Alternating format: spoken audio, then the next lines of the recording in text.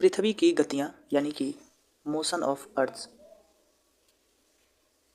जिसमें पहला है कि पृथ्वी की घूर्णन गति या दैनिक गति।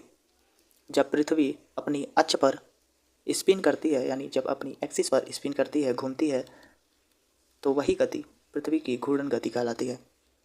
इसका घूर्णन पश्चिम से पूर्व की दिशा में होता है और यह एक घूर्णन करने में लगभग 24 घंटे के करीब का समय लेती है।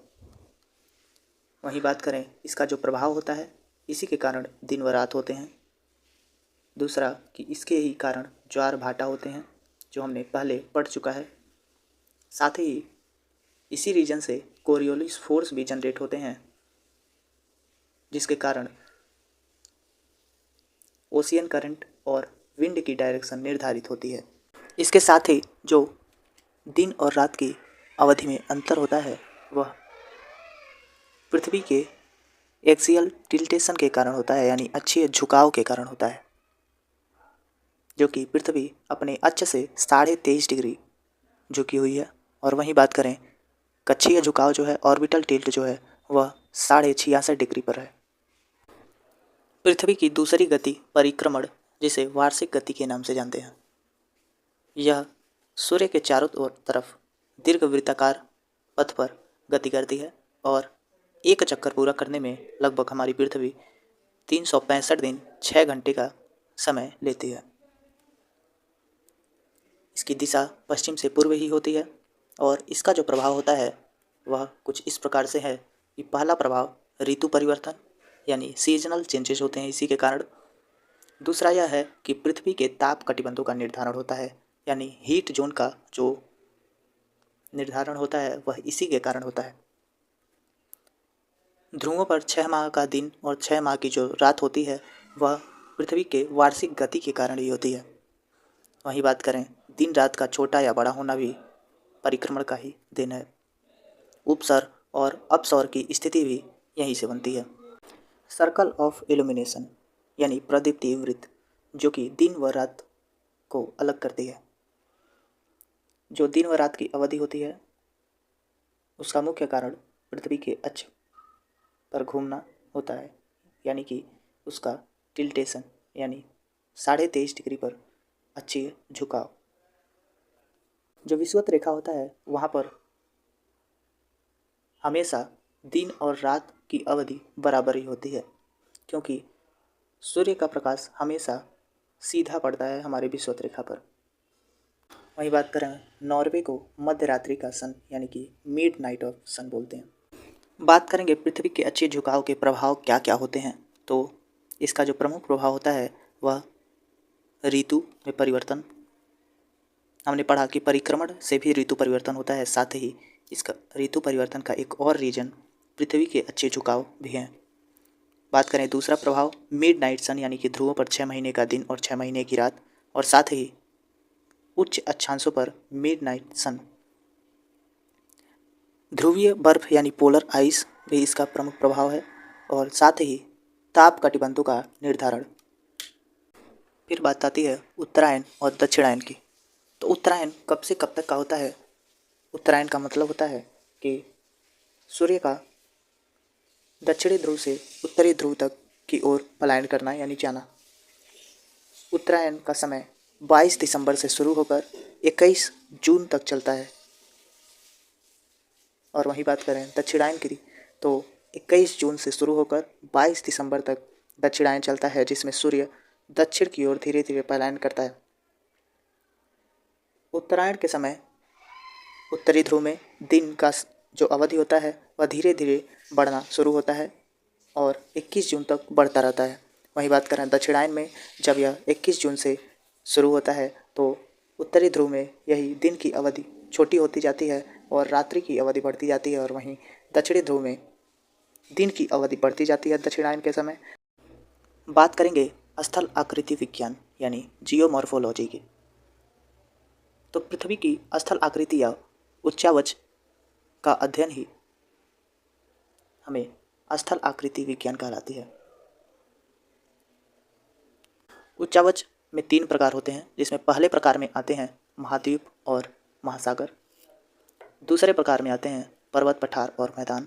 वहीं तीसरे में आते हैं बहिर्जात बल, यानी कि अपक्षय, कटाव और जमाव के कारण, यानी इरोजन, वेदरिंग और डिपोजिशन के कारण जो भी चीज़ें बनती हैं वो सभी तृतीय श्रेणी में आती हैं।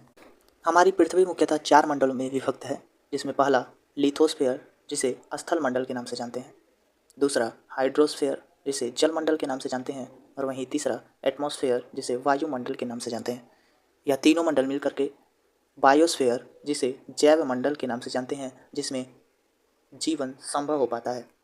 एक महत्वपूर्ण पॉइंट कि उत्तरी गोलार्ध में दक्षिणी गोलार्ध की अपेक्षा जो स्थल होते हैं वह ज़्यादा होते हैं। यानी बात करें कि उत्तरी गोलार्ध में जो स्थल होते हैं वह 61% होते हैं, और वहीं बात करें वाटर बॉडी जो होती हैं वह 39% के करीब होती हैं।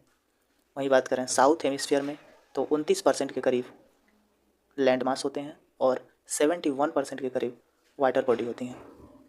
बात करें हमारी पृथ्वी पर सबसे ऊंचा और सबसे गहरे पॉइंट की, तो सबसे ऊंची बिंदु जो है वह माउंट एवरेस्ट है, जो कि नेपाल में स्थित है और हिमालय का भाग है। इसकी ऊंचाई 8,848 मीटर है। वहीं बात करें सबसे गहरे पॉइंट की, जो कि प्रशांत महासागर में स्थित है, जिसका नाम मारियाना ट्रेंच या मारियाना गर्त के नाम से जानते हैं। इसकी जो गहराई है वह लगभग 11 किलोमीटर के करीब है, या मीटर में बात करें तो 11,022 मीटर है। अब बात करेंगे हमारी पृथ्वी की उत्पत्ति वाले टॉपिक को, जो कि एक महत्वपूर्ण टॉपिक है, एक महत्वपूर्ण विषय है, जिसमें सबसे पहले हम लोग शुरुआत करेंगे हाइपोथेसिस से कि हमारी पृथ्वी का निर्माण कैसे हुआ। अलग अलग लोगों ने अलग अलग सिद्धांत और हाइपोथेसिस दिए। हाइपोथेसिस जो होते हैं, संकल्पनाएं, इनको दो भागों में बांटा गया। एक प्राचीन या धार्मिक संकल्पनाएं जो कि धर्म से संबंधित होती हैं, और दूसरा वैज्ञानिक संकल्पनाएं यानी साइंटिफिक हाइपोथेसिस, जो कि वैज्ञानिकों द्वारा दिया जाता है। फिर बाद में साइंटिफिक हाइपोथेसिस को अलग अलग चरणों में विभक्त किया गया, बांट दिया गया। इसमें पहला है अद्वैतवादी संकल्पना, जिसे मोनिस्टिक हाइपोथेसिस के नाम से जानते हैं। इसके अंतर्गत यह बताया जाता है कि पृथ्वी तथा अन्य ग्रहों का जो निर्माण हुआ है वह केवल एक तारीख से ही हुआ है। वहीं बात करें दूसरी संकल्पना की, तो द्वैतवादी संकल्पना यानी डुअलिस्टिक हाइपोथेसिस। यहाँ नाम से ही स्पष्ट है कि पृथ्वी के साथ साथ अन्य ग्रहों का जो निर्माण है, उत्पत्ति की जो प्रक्रिया है, उसमें दो ग्रह रहे होंगे और उन्हीं से इन सभी ग्रहों की और हमारी पृथ्वी का भी निर्माण हुआ होगा। फिर लास्ट में आता है आधुनिक सिद्धांत, जो कि अभी का सर्वमान्य सिद्धांत है, जिसे हम लोग महाविस्फोट सिद्धांत या बिग बैंग थ्योरी के नाम से जानते हैं। अब मोनिस्टिक हाइपोथेसिस में एक एक करके हाइपोथेसिस और उनके हाइपोथेसिस देने वाले वैज्ञानिकों के नाम को जानेंगे। सबसे पहले नंबर पर आता है उच्छल तारा परिकल्पना यानी कॉमेट हाइपोथेसिस, जिसे प्रतिपादित करने वाले कास्ते द पफन, जो कि 1749 में किया था। इन्होंने बताया कि हमारे सूर्य से आकर के एक बहुत ही बड़ा कॉमेट टकराया, यानी पुच्छल तारा टकराया, जिससे कि हमारे सूर्य से वह पुच्छल तारा टकराकर सूर्य के कुछ पार्ट में टूट फूट करके कुछ पदार्थ सूर्य से अलग हुए और उन्हीं पदार्थों से हमारे तारों का निर्माण हुआ। बात आती है दूसरे परिकल्पना की, जो थी गैसियस हाइपोथेसिस, जिसे हिंदी में वायव्य राशि परिकल्पना कहते हैं, और इसका प्रतिपादन इमैनुअल कांट जी ने 1755 ईस्वी में किया था। इन्होंने बताया कि जो हमारा ब्रह्मांड है वह नेबुला से बना है, और यह नेबुला बहुत ही तेज गति से गति कर राउंड शेप में घूम रहा था, और इसमें सेंट्रीफ्यूगल फोर्स क्रिएट हुआ और यह 9 रिंग में विभक्त हुआ, जिससे 9 ग्रह बने। फिर इसी का करेक्शन करके निहारिका परिकल्पना यानी नेबुलर हाइपोथेसिस के रूप में लाप्लास जी ने 1796 में एक परिकल्पना लाई, और उन्होंने इसी में संशोधन करके बताया कि जो नेबुला था, जिसमें सेंट्रीफ्यूगल फोर्स के कारण जो इमैनुअल कांट ने बताया था 9 रिंग अलग हुए, उसके अलावा इन्होंने बताया कि 9 रिंग नहीं बल्कि केवल एक ही बड़ा सा रिंग अलग हुआ, और वह बाद में टूटते टूटते सभी चीज़ों का निर्माण करते गया, जिसमें ग्रह भी शामिल थे। अगला जो परिकल्पना है हाइपोथेसिस है वह मेटियोरिक हाइपोथेसिस यानी उल्कापिंड परिकल्पना, जिसके प्रतिपादक लीकियर थे। 1919 में यह परिकल्पना लाई गई थी। यह ठीक पुच्छल तारा परिकल्पना के समान है कि यह बताता है कि सूर्य से एक उल्कापिंड आकर के टकराया और सूर्य से कुछ पदार्थ अलग हुए जिससे कि बाकी ग्रहों का निर्माण हुआ। अब बात आती है द्वैतवादी संकल्पना यानी ड्यूअलिस्टिक हाइपोथेसिस की, जिसमें पहले नंबर पर आता है ग्रहाणु परिकल्पना, जिसे प्लेनेडेसिमल हाइपोथेसिस के नाम से जानते हैं, जिसको प्रतिपादित करने वाले चैम्बरलिन थे, जो कि 1905 में प्रतिपादित किए थे।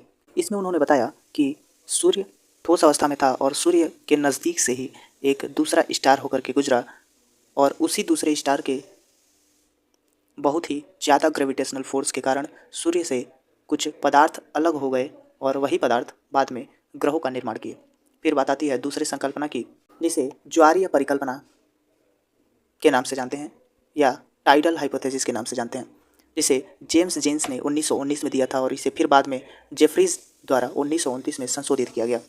इसमें उन्होंने बताया कि सूर्य गैसीय अवस्था में था और दूसरा स्टार जो कि सूर्य से काफ़ी बड़ा था वह सूर्य के नज़दीक से गुजरा और सूर्य से कुछ पदार्थ अलग हुए जिसे उन्होंने फिलामेंट नाम दिया और वही फिलामेंट बाद में ग्रहों का निर्माण किए। फिर बात आती है अगले परिकल्पना की, जो है द्वैतारक परिकल्पना यानी बाइनरी स्टार हाइपोथेसिस, जिसका प्रतिपादन रसेल ने किया था। इन्होंने बताया कि हमारे ब्रह्मांड में सबसे पहले दो तारे थे, एक सूर्य और दूसरा एक और तारा। फिर एक तीसरा तारा आया जो कि सूर्य के अलावा जो तारा था दूसरा, उससे कुछ पदार्थ निकले और वही बाद में ग्रहों का निर्माण किए।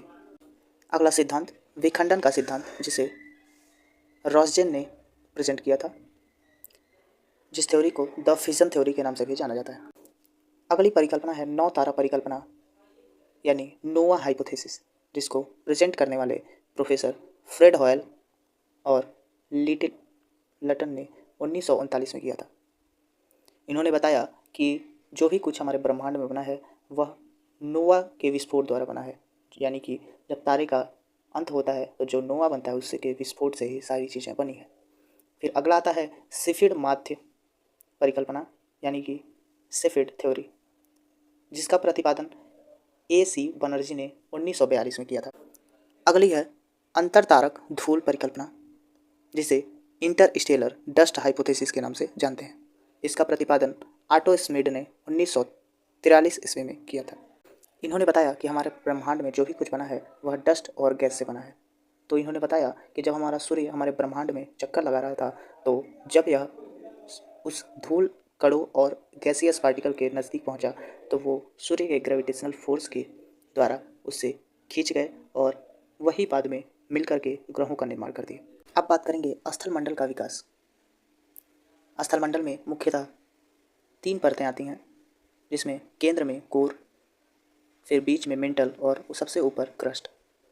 इनका निर्माण कैसे हुआ, इसके पीछे का कारण यह है कि जो भी पदार्थ थे वो सभी ग्रेविटेशनल फोर्स के कारण आपस में जुड़ने के बाद इनमें इतनी ज़्यादा ऊष्मा थी कि यह सभी पिघल गए और पिघलने के बाद जिन पदार्थ का डेंसिटी ज़्यादा रहा वह अंदर की ओर चले गए और कोर का निर्माण किए, वहीं जिनका घनत्व कम था वह ऊपर ही रह गए और क्रस्ट तथा मेंटल का निर्माण किए। जब ये पदार्थ आपस में अलग हो रहे थे तो यही प्रक्रिया विच्छेदन या डिफ्रेंसिएशन के नाम से जानी जाती है। इसी विच्छेदन की प्रक्रिया के फलस्वरूप बहुत सारी गैसें निकलीं, साथ ही वॉल्केनिक एक्टिविटी यानी ज्वालामुखी विस्फोट हुआ, जिसके दौरान गैस, वाटर वेपर और बहुत सारी चीज़ें, धूल के कण जैसे भी चीज़ें निकली, जिससे कि हमारे वायुमंडल में बहुत सारी गैसें मिल करके एक वायुमंडल का निर्माण किए। लेकिन यह ऐसा वायुमंडल था जिसमें ऑक्सीजन नहीं था, इसलिए यहाँ पर जीवन भी संभव नहीं था। फिर बाद में जब बहुत ज़्यादा वॉल्केनिक एक्टिविटी होने लगा तो उससे ज़्यादा मात्रा में वाटर वेपर, जलवाष्प निकले और वह फिर बाद में संघनित होकर बादलों का निर्माण किए और ज़्यादा मात्रा में वर्षा होने लगी, जिससे कि महासागरों का निर्माण हुआ और कार्बन डाइऑक्साइड का लेवल कम हुआ। फिर साथ ही फोटोसिंथेसिस जैसी क्रियाएं शुरू हुई और कार्बन डाइऑक्साइड लगातार कम होने लगा और साथ ही ऑक्सीजन बढ़ने लगा